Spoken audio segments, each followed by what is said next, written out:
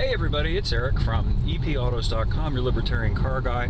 A couple of quick thoughts about this 25 Mazda CX50. First of all, you'll notice, looking at the instrument cluster, that they're actually gauges. I mean, physical analog style gauges rather than yet another digital smartphone emulating screen. Call me a Luddite, but I really like the old-fashioned simplicity and coherence of gauges like this. Tack, speedo, fuel, temp, that's it. That's all you need. The rest, I think, is just a gimmick and a distraction. You may agree, you may disagree. Something else, though, that's more objective that I really like about this particular Mazda, you can't really see it. All you can see is the handle. That handle connects electronically to a 6-speed automatic transmission, not a 10-speed transmission and not a CVT transmission. Really like that.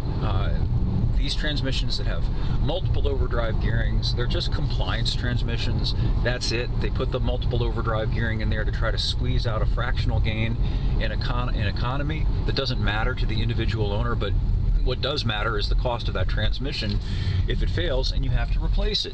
In addition to that, the other thing about this car that I like a lot, and I think it's objectively a good thing, is that its engine, its standard engine, is big enough to not need a turbo. 2.5 liters makes 187 horsepower without a turbo. If you want a turbo, it's available in the optional turbo trims. Now, speaking of that, the one thing I don't like about the 25 CX50 is that Mazda has apparently eliminated the lower cost just turbo trim, which was available last year for $2,000 something less than this year's least expensive Meridian Turbo, which means that if you want the extra power of the turbo, you got to pony up for that Meridian trim and pay the extra couple grand. There are some reasons for that. The chief reason is, and this is going to sound weird, Mazda doesn't want to sell more than so many of those turbos. They want to have them available, but they don't want to sell too many because it hurts their corporate average fuel economy numbers, if you can believe that. Anyway, I'll have more about this up at EPautos.com, the web's best libertarian gearhead site. Thanks as always for viewing. We'll have more for you again soon.